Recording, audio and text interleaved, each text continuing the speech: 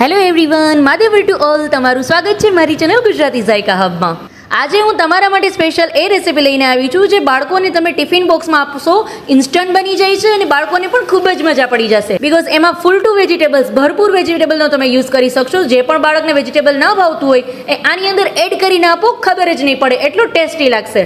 અને પાછું ફક્ત 5 જ મિનિટની અંદર રેડી થઈ જશે. ખૂબ જ મજા પડી જશે. તો હવે એક પણ મિનિટ વેસ્ટ કર્યા વગર ફટાફટ જોઈ લઈએ કઈ રીતે બને છે આ ઇન્સ્ટન્ટ બ્રેકફાસ્ટ.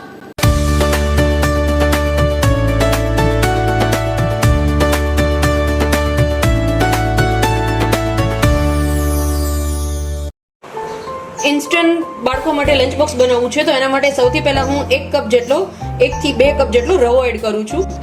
આની અંદર ક્વોન્ટિટી તમારા અકોર્ડિંગ તમે સેટ કરી શકો છો. તમારે જેટલું પણ લંચ બોક્સની અંદર સેટ કરવાનું અથવા જેટલા પણ ક્વોન્ટિટીમાં બનાવવું હોય એ પ્રમાણે તમે લઈ શકો છો. અત્યારે હું 2 કપ જેટલું, 2 મોટી સાઇઝના કપ જેટલો રવો એડ કરું છું. હવે આ મિક્સચરને હું એકદમ સરસ પહેલા મિક્સચરની અંદર ચર્ન કરી લઈશ. હવે મેં આને ચર્ન કરતી વખતે જરૂર પ્રમાણે એમાં થોડા પ્રમાણમાં પાણી એડ કરેલું છે. આશરે મેં એમાં 1 કપ જેટલું પાણી એડ કરેલું છે અને આને એકદમ સરસ ચર્ન કરી લીધું છે. હવે આને હેલ્ધી વર્ઝન કરવા માટે આની અંદર હું બધા વેજીટેબલ્સ નાખી દઈશ. મેં વેજીટેબલમાં અત્યારે કોબી, દૂધી અને ડુંગળી 3 વસ્તુ લઉં છું. તમને જે પણ વેજીટેબલ તમારે પસંદ હોય ટેસ્ટને અકોર્ડિંગ એ તમે એની અંદર એડ કરી શકો છો. એને રફલી મેં ચોપ કરીને લીધેલા છે. દૂધીને છે એ ખમણીને લીધેલી છે અને કોબીને ડુંગળીને રફલી ચોપ કરીને લીધેલા છે. એને આની અંદર આપણે એડ કરી દેશું. તમે જે પણ વેજીટેબલ પસંદ હોય એ બધા વેજીટેબલ આની અંદર એડ કરી શકો છો. અને સાથે સાથે એની અંદર હું થોડા વટાણા પણ એડ કરું છું. સ્વાદ પ્રમાણે મીઠું છે મેં જ્યારે પણ ચર્ન કર્યું હતું મારું બેટર રવાનું ત્યારે મેં એની અંદર મીઠું એડ નહોતું કરેલું, એટલે એ પ્રમાણે એ ક્વોન્ટિટીમાં મીઠું તમારે આની અંદર એડ કરવાનું. 1 ચમચી જેટલો કશ્મીરી લાલ મિર્ચ પાવડર, અડધી ચમચી જેટલો હળદર પાવડર, 1 ચમચી જેટલું ધાણા જીરું પાવડર. અને મારા બધા બેટરને હું એકદમ સરસ મિક્સ કરી લઈશ. રવાની અંદર બધા વેજીટેબલ્સ પણ અને આપણા મસાલા પણ બધા એકદમ સરસ મિક્સ કરી લેશું આપણે પહેલા. હવે જે ચીઝ લવર છે એના માટે આની અંદર તમે ચીઝ પણ એડ કરી શકો છો, બટ અત્યારે નહીં. જ્યારે પણ તમે આને પેનકેક તરીકે સર્વ કરો છો ત્યારે આની અંદર તમારે ચીઝ એડ કરી દેવાનું. તમે જો વધુ સ્પાઇસી પસંદ હોય તો આની અંદર મરચાની કટકી પણ કરીને એડ કરી શકો છો, બટ બાળકો માટે બનાવીએ છીએ એટલે અત્યારે હું મરચા છે એ સ્કીપ કરું છું. એકદમ સરસ છે. મારા બધા વેજીટેબલ્સ મારા બેટરની અંદર મિક્સ થઈ ગયા છે. હવે આને ઢાંકીને ફક્ત 10 મિનિટ માટે, ખાલી 10 મિનિટ માટે આપણે રેસ્ટ આપશું. 10 મિનિટ પછી મારું બેટર છે એકદમ સરસ રેસ્ટ થઈ ગયું છે. રવો છે એ એકદમ સરસ પાણી એબ્ઝોર્બ કરી ગયો છે. હવે એની અંદર હું 1 પેકેટ ઈનો એડ કરું છું અને એકદમ સરસ એને મિક્સ કરી લેશું. મારું બેટર છે એ રેડી છે. હવે આપણે આનો ઇન્સ્ટન્ટ એવો નાસ્તો બનાવી લેશું. એની અંદર કોઈ પણ એક સોસપેનની અંદર હું અત્યારે 1 ચમચી જેવું તેલ એડ કરું છું. મારું તેલ છે એકદમ સરસ ગરમ થઈ ગયું છે. એની અંદર હું પહેલા અડધી ચમચી જેવી રાઈ એડ કરીશ, થોડા પ્રમાણમાં જીરું. રાઈ ને જીરું એકદમ સરસ તતડી જાય એટલે એની અંદર હું 1 ચપટી જેટલી હિંગ એડ કરું છું.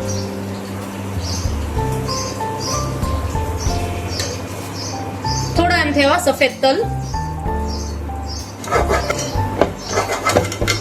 એકદમ સરસ વઘારને મિક્સ કરીને મારા બેટરને આની અંદર હું પોર કરીશ.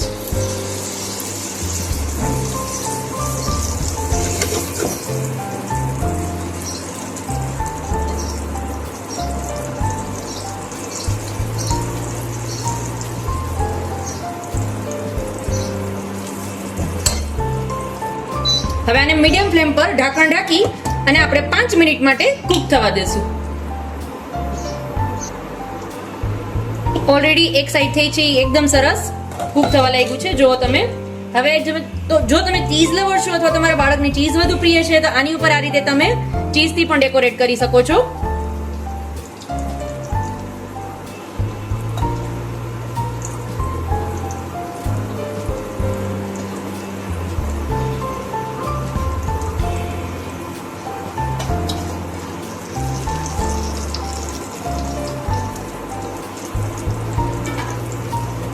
અને એને ઢાંકણ ઢાંકી અને આપણે 5 મિનિટ માટે ફરી પાછું કૂક કરશું એટલે બંને સાઈડથી એકદમ સરસ ક્રિસ્પી થઈ જશે.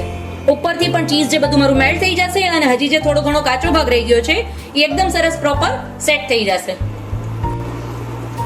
મારું ચીઝ છે એ એકદમ સરસ મેલ્ટ થવા લાગ્યું છે. હવે એની ઉપર હું આ રીતે મિક્સ હબ એડ કરું છું. તમે પેપ્રિકા પણ એડ કરી શકો છો, બટ બાળકો માટે વધુ સ્પાઇસી થઈ જશે એટલે હું પેપ્રિકા છે સ્કીપ કરું છું. બટ તમે જો તમારા માટે બનાવવાના હો તો તમે પેપ્રિકાનો પણ યુઝ કરી શકો છો. મારું ચીઝ છે પ્રોપર એકદમ સરસ મેલ્ટ થઈ ગયું છે. અને જો તમે મારો હાંડવો પણ એકદમ સરસ પેન છોડી દીધું છે. ઇન્સ્ટન્ટ બની જતું મારું બ્રેકફાસ્ટ.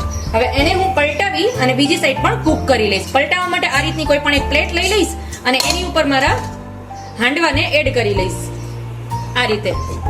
અને ફરી પાછું એને બીજી બાજુ પણ હું કૂક કરી લઈશ.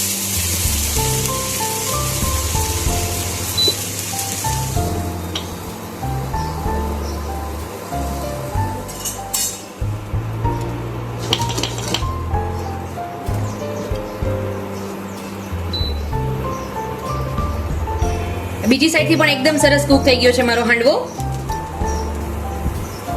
અને ફરી પાછું આ રીતે પ્લેટની મદદથી પલટાવી અને ચેક કરી લેશું. જો તમે એકદમ સરસ કૂક થઈને રેડી છે મારો હાંડવો. હવે આને હું એક પ્લેટમાં લઈ લઈશ. માટે બધા વેજીટેબલથી ભરપૂર એવું ઇન્સ્ટન્ટ એવું મારું બ્રેકફાસ્ટ જે બાળકોને ટિફિન બોક્સમાં લંચ બોક્સમાં તમે આપશો ને તો બધા બાળકોને ખૂબ જ મજા પડી જશે.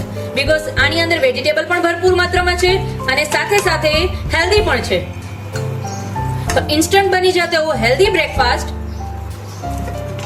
રેડી છે. હવે બાળકોને આ પીઝા શેપમાં કટ કરી અને આપણે સર્વ કરશું. છે રેડી? તો તૈયાર છે આપણો ઇન્સ્ટન્ટ એવો બધા વેજીટેબલથી ભરપૂર એવો ઇન્સ્ટન્ટ બ્રેકફાસ્ટ છે. એકદમ સરસ. બાળકોને ટેસ્ટ અને લુક બંને જોઈને ખૂબ જ મજા પડી જશે. બીકોઝ આને તમે કેચઅપ સાથે પણ સર્વ કરી શકો છો, મીઠી ચટણી સાથે, ગ્રીન ચટણી સાથે, અને સ્પાઇસી તમે ખાવું હોય તો ગાર્લિક ચટણી સાથે પણ સર્વ કરી શકો છો. તો ફરી મળીશું આવી જ રીતે એક અવનવી રેસિપી સાથે. ત્યાં સુધી આવજો ફ્રેન્ડ્સ. Mahadev to all.